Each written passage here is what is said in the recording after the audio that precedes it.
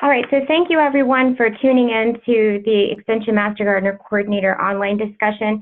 Today we've got Nicole Sanchez, and she's going to speak to us about citizen science projects and the Oregon Bee Project. But before we get to that, and Nicole gets a chance to introduce herself, we just wanted to let you know of the upcoming webinars. Next month, one of our Master Gardeners here in Hillsborough County, Judy, Hannah, and myself, will be presenting on how to host an Extension Master Gardener job fair. And we'll also share results of our first job fair that we conducted here in Hillsborough County. In November, we have Tim Tanner, who will share his results of an Extension work-life balance survey, and hopefully we can implement some tips into our own jobs and personal lives. And then in December, we'll do an open forum. We'll plan for next year's webinar, try to schedule some speakers, and we may even have a guest speaker that will talk a little bit about online training for Master Gardeners. So first of all, let's go ahead and put in the chat box what state you're from. Let us know where everyone's calling in from today. So we have Florida, Washington, Virginia, Connecticut, Idaho, North Carolina. Hi, Charlotte. I used to work with Charlotte in North Carolina. Oh, Charlotte Glenn spoke with us a couple webinars ago. Hey, Charlotte. Hey all. Hey, Nicole. I kept wondering if that was you who was going to be the presenter when I saw the name. You can actually have electricity and internet to participate. I'm so glad you're in a non-flooded, electrified part of the state. Yes, thank you. And the Piedmont were okay, but the Southeast where you used to be is hard hit. I know. I've been watching it from a distance. It's pretty harsh. Yeah, we're glad you're okay, Charlotte. And then we also have Alabama on the line, Virginia, fantastic. Okay, just a couple of announcements. There are lots of different Master Gardener Coordinator opportunities for presentations coming up. So I hope everyone is subscribed to the e-news blast that John sends out. They also are looking for reviewers of the Extension Master Gardener Resource Repository. That's in the recent e-news blast. And what else do we have going on? Any other announcements from anyone that's on the line? The National Extension Conference on Volunteerism will be May 14th through 16th in Billings, Montana. You can find information about that online. And the 2019 International Master Gardener Conference is July 17th through 21st of next year in Pennsylvania, and they have information posted online as well. So if anyone has any other announcements, you can either unmute your phone or type it into the chat box.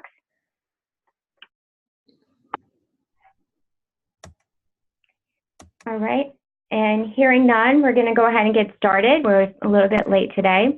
And we'll let Nicole Sanchez take it over, and Nicole's going to give us a background on her position and how she got involved with the Oregon Bee Project. So welcome, and we're glad you're here. Oh, thank you for having me. I appreciate all you guys joining in. So short intro for me. I've worked in horticulture for 31 years now. I've worked in garden centers, botanical gardens, and extension. So I've had kind of a range of different opportunities within the industry. I spent almost all of that time in the southeastern United States, and I've been here in the Pacific Northwest for 2 years now. And the Oregon Bee Project got started right about the same time that I came on here. And for those of you in extension, you know we carry pretty full plates, but I hadn't filled my plate yet because I was pretty new here, and this seemed a natural fit for my background and some of my areas of strength. That I also have training in entomology.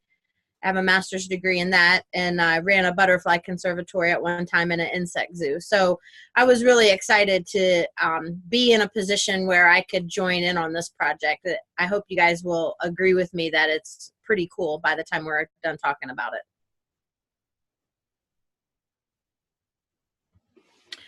So we'll start off with just an intro to the project and kind of how it got started. I'll fold into that how we've incorporated the volunteers. Mine are primarily master gardeners, although there are some non-master gardener volunteers involved with this project. So we'll talk about that, and then I'll talk about some of the experiences that we've had in terms of having non-taxonomist trained volunteers participate in a big project like this. So this all got started because we have a lot of people in Oregon that are really concerned about their bees. The pictures here represent some different types of outreach that this project has done in terms of getting a feel for what people know and are thinking about bees. So for instance, there was a international master gardener conference here last year, and the what resources on pollinators do you need most was a board that was up there that different master gardeners from all over the country could put in terms of what they needed for pollinators. And then we also did some surveying to see what types of things people knew. So for instance, tons of people so surprised that there's 500 species of bees in Oregon, and they get even more surprised when they realized how many of them are ground nesters here in our part of the state.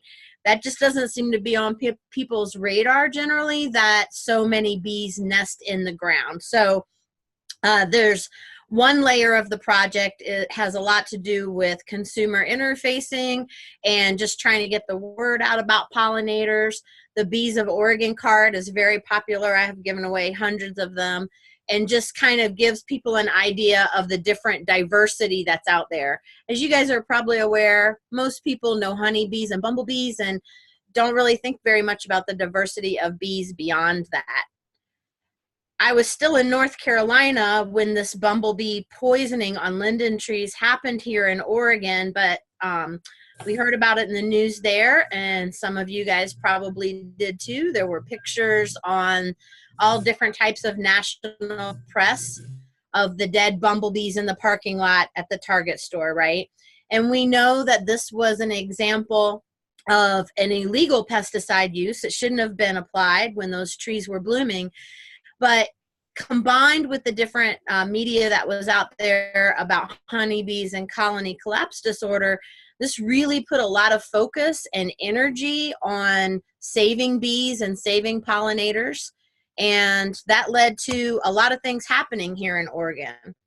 So as a direct result of the fallout from that incident and a few other less publicized ones, Oregon developed a pollinator health task force.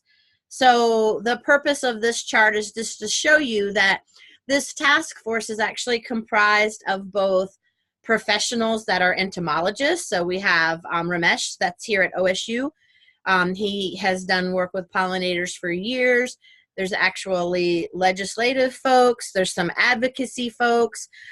Rich Little is a master gardener who represents the public interest, but he has a wealth of knowledge. He was the Deputy Commissioner of Ag in the state of California for a number of years. I believe I have that position correct.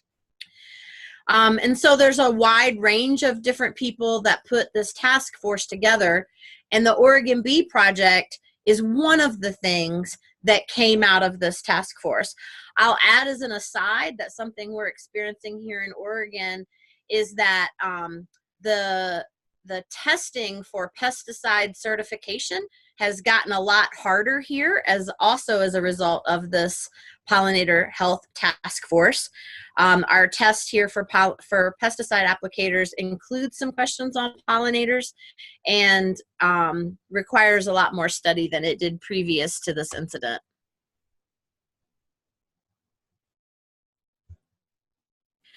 So as we started looking at the different bees there, obviously we have a lot of different crops that need bees for pollination in Oregon. But what we really wanted to do was focus on information about some of those bees that are not so well represented. We have an excellent extension publication that you guys should be aware of. It's called How to Reduce Bee Poisoning from Pesticides. It's fairly long. It has a great user-friendly chart in the back of it that rates different pesticides by green, yellow, or red, depending on how toxic they are to bees. And we hope this will be a fluid document that we're able to add on quite a bit as we move forward and get more information. But one of the things that really stands out in that publication is that we mostly know about managed bees. We understand the effects of pesticides on honeybees, alfalfa leafcutter bees, and on bumblebees, but those bees have very different habitats and social structures and behaviors than those managed bees. So extrapolating what goes on with those 3 known and managed bees to the 497 other types of bees that we have in Oregon may be of limited value. So we're really trying to help people understand the diversity of bees and also just have more information about those different bees. So here in Oregon, the red dots represent areas where bee surveys have been done in the past. Where I am in Oregon is roughly equivalent to the dot that's the lowest on the screen there. That's pretty close to where Klamath Falls is. We're right above the California border in Oregon. But as you can see from the dates there, these surveys are pretty old. And they probably don't really have much relevance to what's going on with bee populations now. And there's been a lot of change there. There's been a lot of changes in people's pesticide use. And so we don't really have a good picture of what bees are even in the state of Oregon. So the Bee Atlas was born. The purpose of this Bee Atlas program is to create an updated population study of bees in Oregon. It is a multi-year project. We're in year 2 of what is projected to go on for 5 years. And the folks that are listed here are some of the folks that lead this team at the state level. They're doing a pretty awesome job. I think we are working them probably pretty hard on this. They are going nonstop. Some of these folks are traveling all over the state in terms of getting outreach to different audiences and doing trainings for us on the different teams in different part of the state so that we can have the knowledge that we need to be able to carry this out. So we're looking at doing a pretty ambitious population survey, and I'll go into tons more detail on that. It is multi-years, but be aware that the native bee survey is one of 3 arms of this project. So there's also that outreach project. And then there's also some work being done to determine whether Oregon wants to have a bee-friendly certification for farmers and what that certification might look like. I'm going to be talking primarily about the bee survey and about the outreach to consumers. The certification for the bee-friendly farm, I have had much less interaction with that particular part of the project.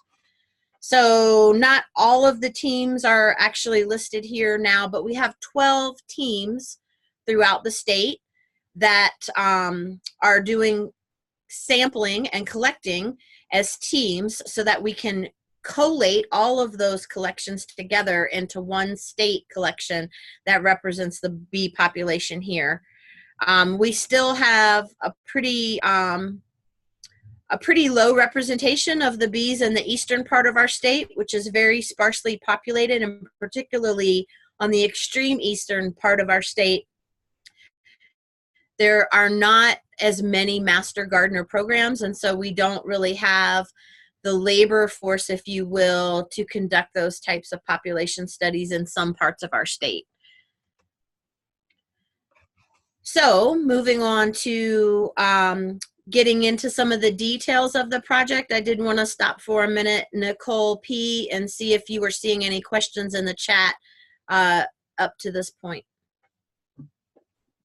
No questions in the chat, but I just wanted to comment. I think the Bee Atlas name is great. I love that name for the coordinators.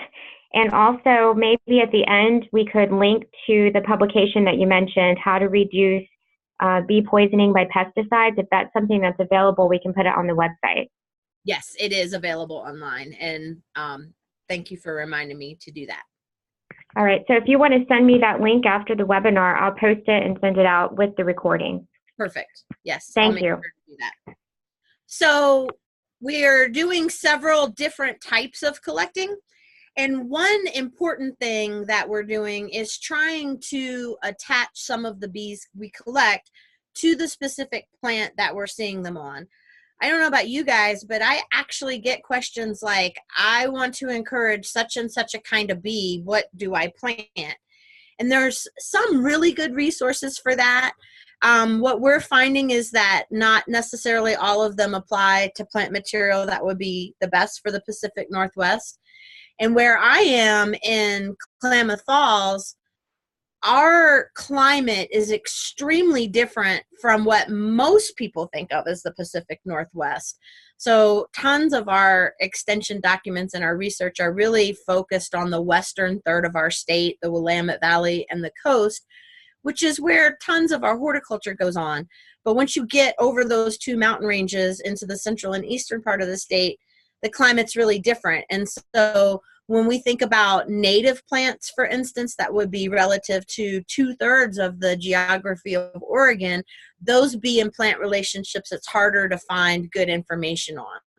So in addition to collecting actual bees, we're asking our volunteers to identify the plant that they came on as well. And for most of the master gardeners, that part's a little easier than identifying the bee, but it's become an important extra piece of data that we have decided to do that should help us understand those relationships a little bit better. As you probably know, some bees are generalists and some bees are quite specialists.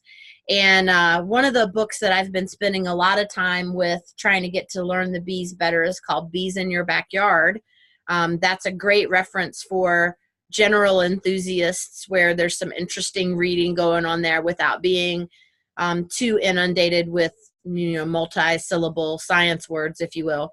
And I learned in that book, for instance, that camas, which is a native plant here that's deeply associated with the Indian tribes that originated from this area, there's a bee that only pollinates that one plant. That's absolutely fascinating to me, because that plant's only in bloom for one very short period in the spring, and this bee only pollinates that one plant. So those are the types of relationships that we're trying to highlight. And fortunately, one of the sites that we're able to collect at here in Klamath is a native plant garden that we're able to get some info for natives as well as for some of our more commonly available ornamentals. So we have 3 primary methods that we're using for collection. One is hand collection with nets, with sweep nets. This is probably one of the plant material, or when you see the bees on plant material. And here we can say this bee came off of this plant at this time of day and the weather was this. So it gives us really specific information that's helpful in understanding some of those relationships. This is a good way to get some pretty diverse types of bees, although particularly some of the smaller species get overlooked when you're using a hand net. And we try to train the master gardeners not only to be gentle on the plants, because we're going into other people's gardens and other people's property to collect. And in some cases, these are display gardens where the aesthetics of the plant are very important. But we're also trying to train the volunteers to not be biased towards the more charismatic looking bees, if you will. So I love green metallic bees. I think they're so cool. And so I always want to catch that one. But when we have that type of bias, we can overlook some of the other type of bees. And then that doesn't give us good information about some of those species that might be less represented. So we do try to collect with the nets a representation of the diversity that we see. And sometimes we do have to choose a little bit. I'll give you an example. I was in a large patch of thistle that was just had so many bees in it. It was our best collecting spot for that particular day. But after a few times of sweeping the nets, we all realized we had a lot of one specific type of bee. So we made an active decision not to collect more of that specific type because we felt like we had represented it. So we're trying to roughly represent in the sample what we see on the plant in terms of diversity. And again, for these, we're actually also recording the plant material. The other two collection methods are more passive, so they actually require a little bit less sweat labor, or sweat equity, if you will, or labor. You can put these guys out, they draw the specimens in from a distance, and then you can go back and collect later. Our team has not done much work with the blue vein traps. And again, these are only going to give you an idea of what's in the area. As you can see in this picture, there's not even anything blooming at that particular time right there at the trap. But they do attract because of the colors and kind of give you an idea of what's in the area.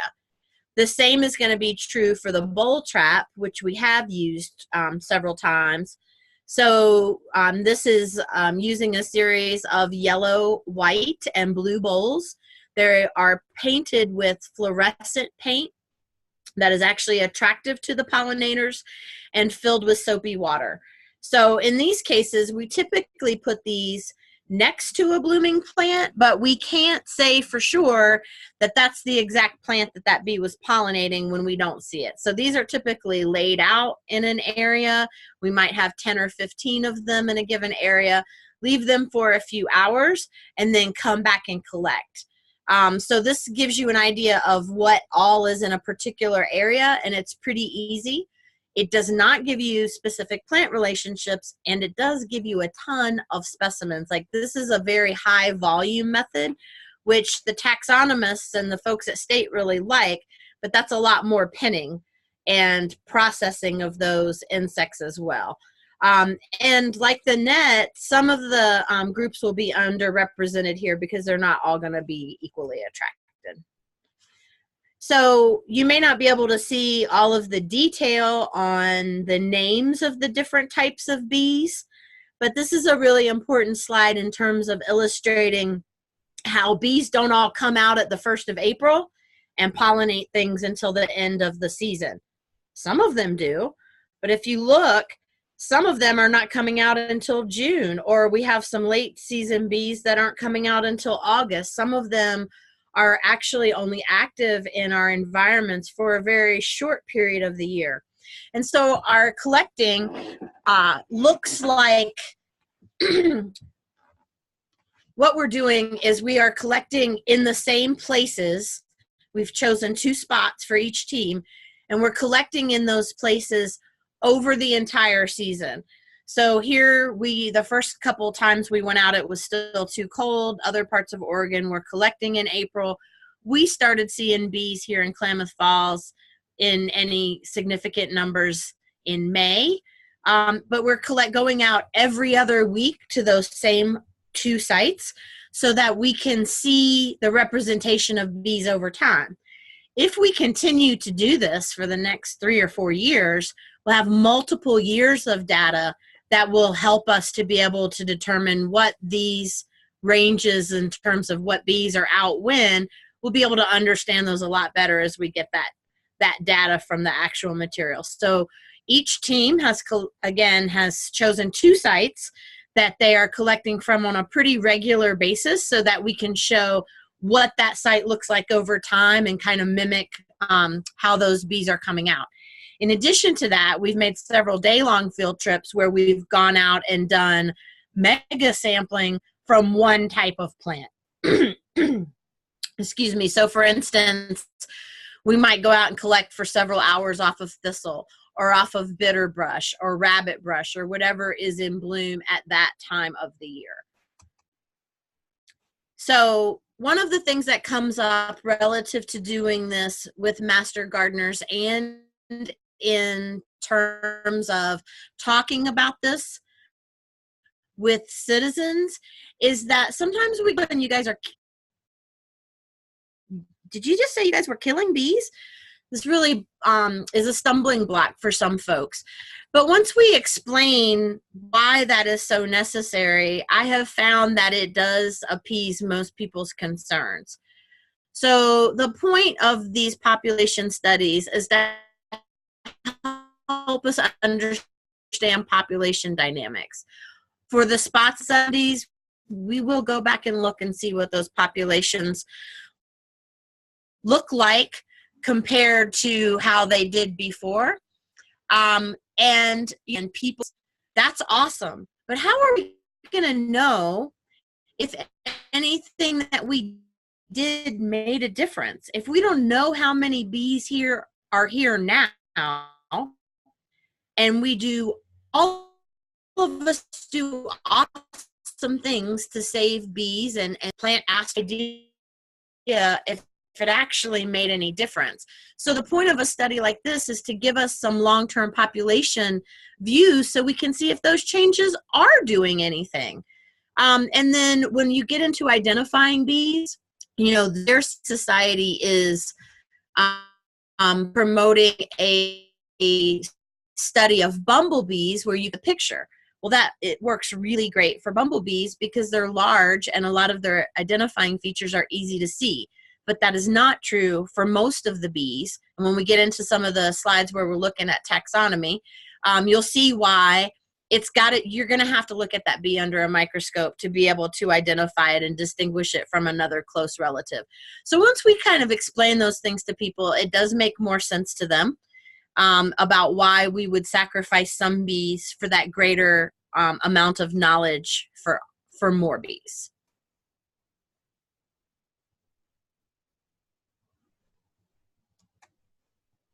So one of the things we start with our volunteers and with the folks that we reach out in terms of reaching out to the consumers is helping them to understand what a bee is and putting them in the context of all of the other pollinators that are out there. So in the top picture, the top row of pictures there, that middle one is a fly. Some of these are wasps. And so just helping people understand bees in the context of all the different pollinators that are out there. In our area, early and late in the season, when the weather starts getting really cool, we see a lot more flies pollinating than we do bees. So we do try to help people understand that this study is about bees, but bees are in the larger context of pollinators.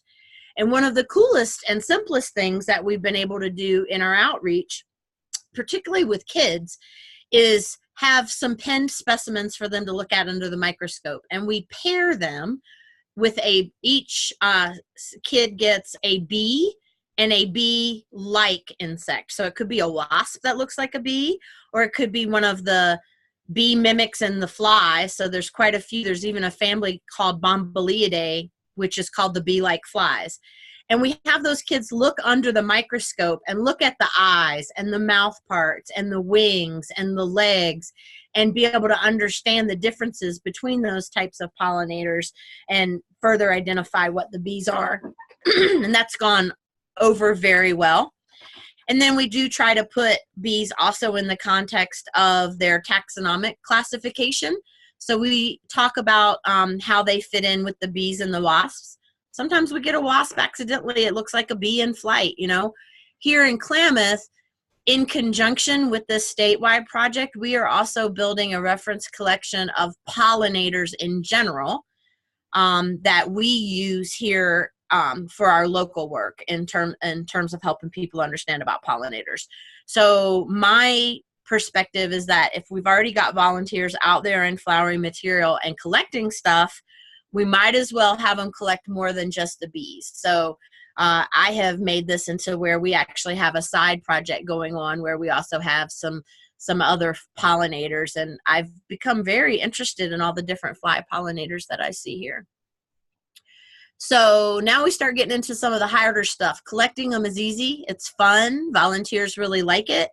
But this is a really big project, and the way that it's formatted, we're actually trying to do a lot of the identification here locally, and then we identify the bees as closely as we can, send them on to the folks at state. We do have a taxonomist who is very well versed in bees that looks all over over all of those and makes a lot of corrections for us.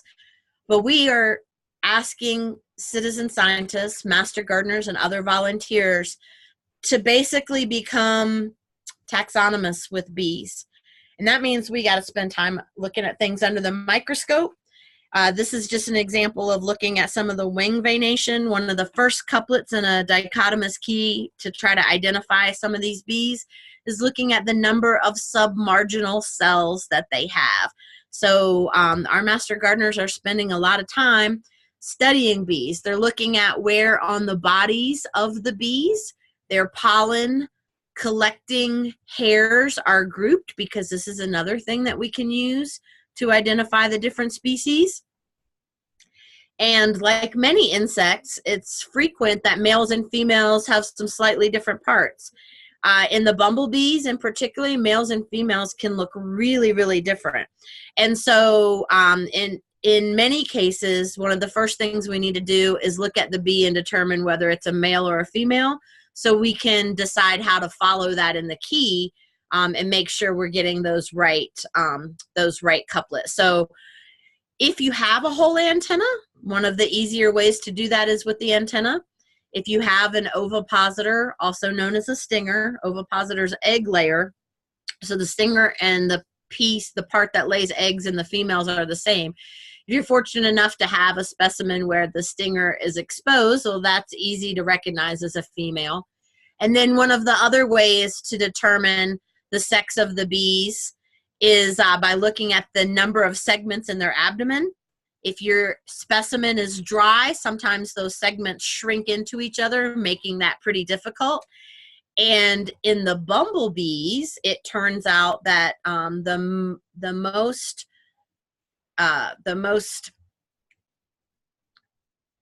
precise way to identify the bees is actually with the males is to extract their genitalia and take a look at that. I'm not quite at that level yet, but being able to know whether you have a male or a female is pretty important. So got a little trigger happy there with my finger and things are going too far. Give me just a second here. One of the really important things that we try to make sure people understand is that bees go way beyond honeybees and bumblebees. People are absolutely fascinated to realize all the different habitats that bees are taking up in their yard. So if your master gardeners are thinking about some of the pollinator houses or bee boxes or creating nesting sites, our experience has been that people are absolutely blown away by this. They just don't realize how much diversity there is in terms of where these bees are nesting and how different their life cycles might be. I was talking to Nicole during our practice session about some of these stem nesters and the popularity of ornamental bee houses. So you guys might remember the butterfly houses that were really popular about 5 years ago. And as far as I know, no butterfly ever took residence in one. And I wondered about how effective these might be in terms of bees, particularly since it seems to be kind of a thing where a lot of makers are jumping on the bandwagon. Somebody gifted me a bee home that had lots of different diameter bamboo, like the one that you see in the lower right there. And my training with bees suggested to me that bees are really specific about the diameter of hole they will use in a nest, or that they will use to nest. So when I was gifted this bee house with lots of different diameter holes, I was like, is anything actually going to use this? And it turns out that things are using it. It's right by my front door. I check it every day. But it's clear that different bees are using the different size holes. And you can tell that by the material that they're using to pack the ends of the tubes shut. So this has been an area of a lot of interest for folks. Understanding that 70% of our bees are ground nesters. I have had 8 calls from different homeowners trying to eliminate ground nesting bees here in Oregon. So we have a lot of dry, sandy soils. We have a lot of bare soils here, and that's ideal nesting site for some ground nesters. And you know, they want to know how to get rid of them. And so sometimes our outreach is a lot about helping people understand why they might choose not to try to get rid of them. And then if they decide that they just can't tolerate a ground nest of bees because it's right outside their back door or right under their deck or what have you, we typically recommend that they try flooding the nests out with water as opposed to using any type of pesticide, maybe trying to convince the bees that there might be a better place. Here's some examples of the cavity nesters. So again, we try really hard to make sure people understand about the diversity of bees that are out there.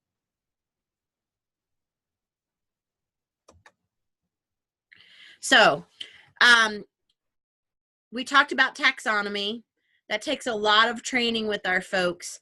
And these next couple slides are pulled from some of the information that we share with the general public. So for instance, we have a series of gardening lectures at our local libraries here. Rich and I did a program here to help people know about the diversity of bees and what the project was about. So I've got dozens and dozens of slides that have these great pictures of bees and all this detail.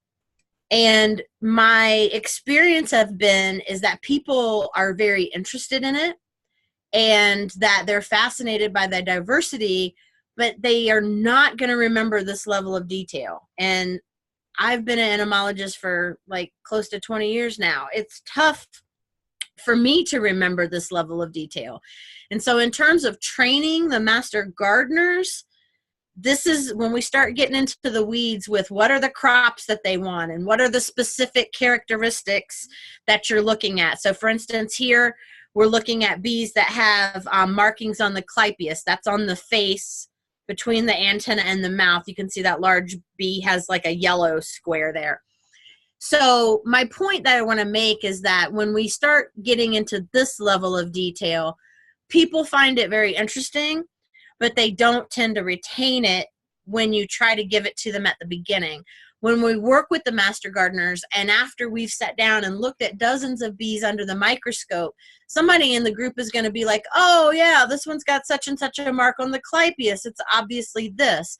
But until they've handled the specimens, gone through the key and looked at that several of times, that level of detail is not going to stick with them very well. So something that's really, really important if you are thinking about doing a citizen science project at this level is that it takes a tremendous amount of trainings. I think we've had 4-day-long trainings, either that I've given or that folks from the state, just for this one team.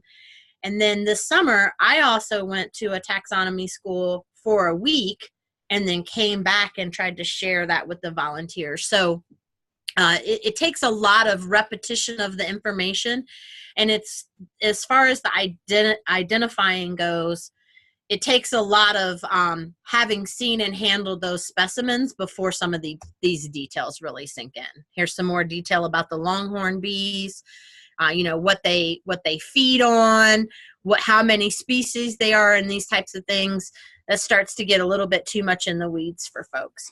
So I have just a few more slides before we open up to questions, just some observations about how this has worked in terms of the volunteers. I mentioned lots and lots of training. So we've had taxonomy training. I have had collecting training where we went out and looked at all the different methods. I even had a day where we had a training just on pinning.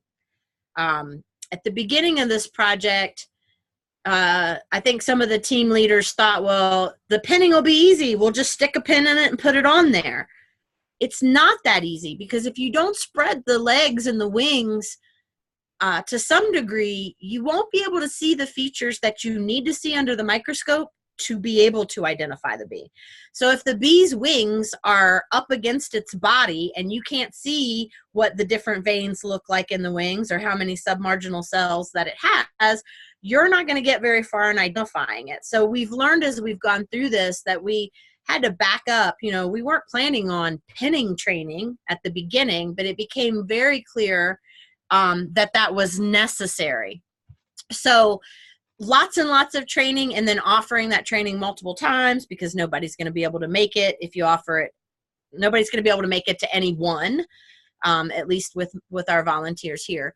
Another thing that I've picked up on is that with this being such a big project, there are different volunteers that really enjoy different parts of it. So I have some that are there every Friday afternoon to go out with me and collect, and I never see them when it's ID afternoon. That part's not so much their bag. And then vice versa is also true. I have some guys that never go out in the field and collect, but they will sit with me all afternoon when it's time to ID. So being flexible and allowing people to put their time in the parts where they're most interested is going to be important, because all of you guys manage volunteers, you know that they don't respond very well when they're kind of pigeonholed into projects that don't speak to their passion. So I've learned to just know some of them are going to show up for certain parts. Some of them show up for all the outreach stuff when we do a program, but they don't show up for ID. So just being able to let them do, and then recognizing the huge learning curve. You know, we as professionals put the original handbook together, right? Not me personally, but the state team. We had to go back and add a glossary to that. We forgot that not everybody was on the same level as us as far as basic body part terminology for insects. So we had to kind of learn as we go and back up and say, actually, we need to put a glossary. Actually, we need to add to this handbook some more diagrams of wings. So when we tell somebody to look at the RS vein, they can look at a chart and understand exactly what that is. But despite all those challenges, there's a tremendous amount of passion and excitement about this project. People are really, really into it. And we've had volunteers that have spent more than 100 hours on this project alone, like an individual volunteer that has spent more than 100 hours. So again, with the training, I don't think I can emphasize enough how important that's going to be. So again, that here in our team, sometimes I do the training, sometimes we're having folks from the state come in. And then being able to combine flexibility with science. So what I mean here is that it's really important for people to get that detail, right? We need to know what plant it came from. We need to have all of that specific information there. But we are working with non-scientists, or in some cases with people that have science backgrounds in other disciplines. And we're talking about volunteers. And as you guys know, we have to have some flexibility there.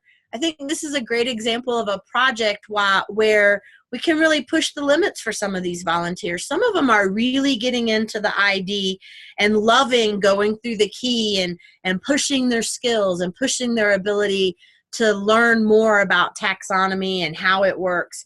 But we also need to recognize those limits. Again, coming from someone who uses dichotomous keys a lot, we had to step back at one point. I should have started with a training on what is a dichotomous key and why would you want to use one type of thing. So I think as we started to put this together, there was a little bit of using the trained scientist perspective to put the project together, where we might have been a little bit better served if we'd remembered at the beginning that everybody wasn't quite there with us in terms of skills and trainings. Here in Klamath, one of the things that has our folks so passionate is we've got a really wonky climate here, short growing season. We've got some unusual habitats, and we think we're going to set some records here. We think we're going to find some bees that haven't been recorded in our county yet, or that are new records. And so, you know, there's at least one or two jokes made about that every time. It kind of keeps them motivated that they think that might happen. And these folks have turned out to be great ambassadors, not just for pollinators, not just for the Oregon Bee Project, but they've also turned out to be really great ambassadors for our Master Gardener program in general, because they are just so interested in what's going on. And then my last comment before we open to questions is just to reiterate again how ambitious this project has been and how we have changed quite a bit as we've gone.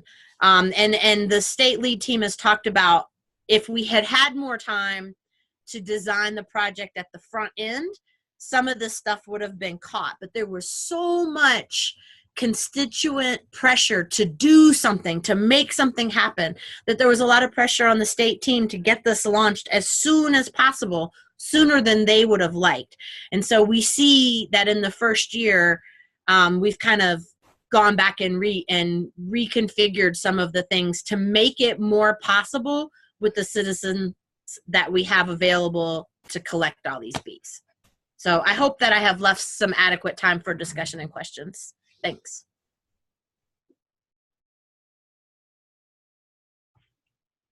Okay, do we have any questions from the group? You can unmute your phones now or use the chat box.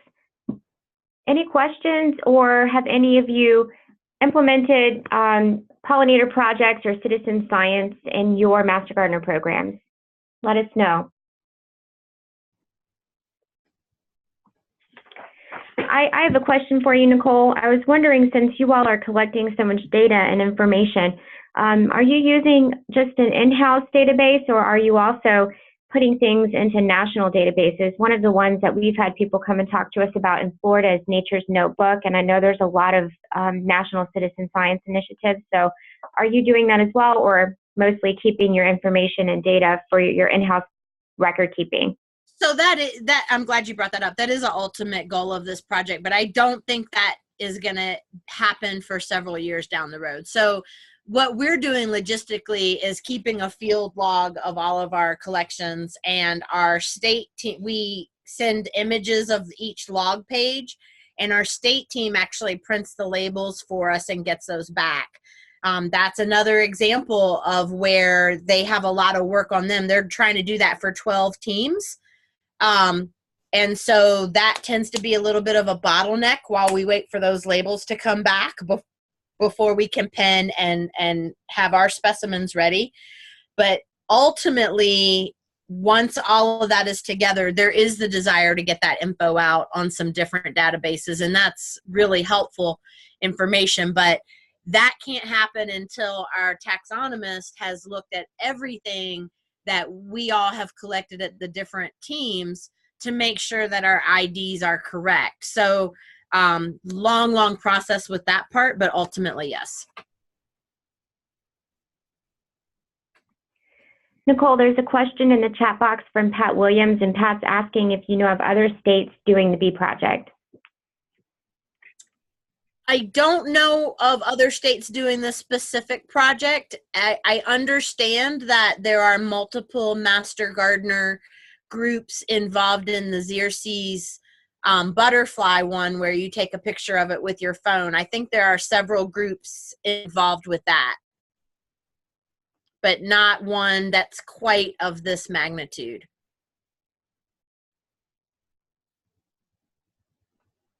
So what other questions do you guys have? Or like Nicole, I'd be curious to know if there are other models, maybe with different subject matter, where volunteers are being used in this way, because I might be able to learn from studying those.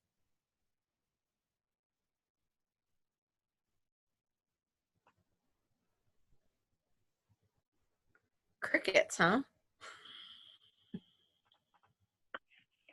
No, I'm thinking that I don't have the expertise to do an ambitious project like this, but you've given me some ideas on how I could integrate more pollinator-focused teaching in what I do. And I liked, I think it might have been as early as your second slide, as the basic display table, where you had pictures of or pinned bees, and then you had information for residents to come up and interact with whoever was at the table to talk about pollinators.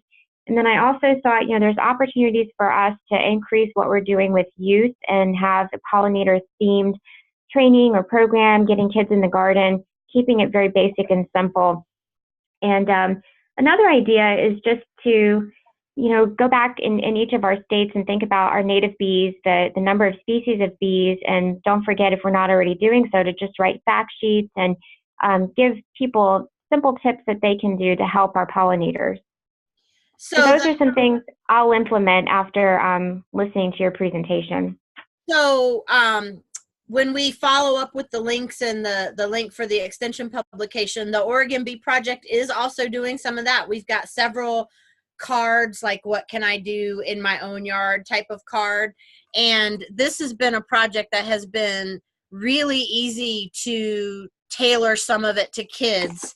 I have a couple little cards in plastic stands here that represent one of the kid activities that we developed. So this one says, I'm an early riser. It's a minor bee. And this one says, I can carry a tune. So we have about 10 of these that we put on a table, and each one has a little jar in front of it, and the kids are able to vote with a bead which bee they think is most like them or which one they think is most interesting. So we did a summer gardening camp, and we had these out every morning. So the first morning there was 9, and the 2 bees that were most highly voted for, I read the info about those bees that was on the back of the card, and we had a discussion about that. And then we just had a really in-depth discussion about 2 kinds of bees. The next morning when the kids came in and get settled in, all of these were out except the 2 that were the most high voted, and they got to vote again. And so that morning we learned about 2 more bees. That was really fun. The kids liked it because they got to vote for which bee they wanted to learn about. And we didn't inundate them with high levels of detail about every type of bee in the entire world. We just let them pick which one they wanted to learn about. And there's like 5 bullet points on the back. Master gardeners love this at our pollinator day at the museum because they could sound like they knew all about this bee. The kid never had any idea they were reading bullet points off the back of the card. So something like this could be really easy to implement, and it, that kind of organic discussion where the kids can ask the questions and kind of determine for themselves what they want to learn about. I found that they respond to really well. And it looked like Carrie had some comment in chat. I don't want to open chat because then I can't see things, but it looks like they are doing something in Alabama. Yes, Carrie's comment in the chat box says they have volunteers collecting pollinators for ID. It's a smaller project than what's going on in Oregon, but they are doing that as well. So that's wider range of pollinators, not just bees. Is that correct?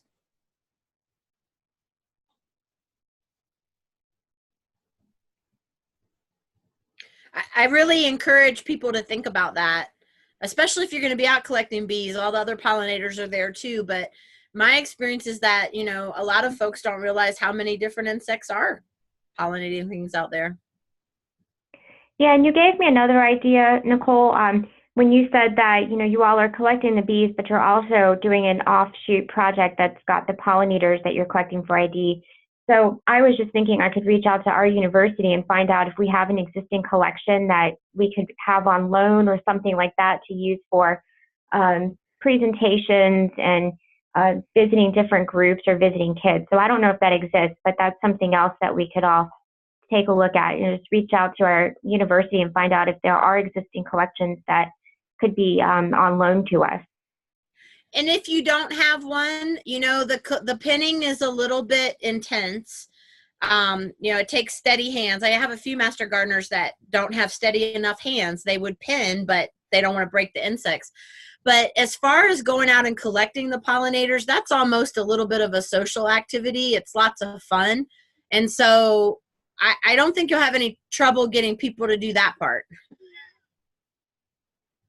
They like that. Okay. Any other comments or questions for Nicole?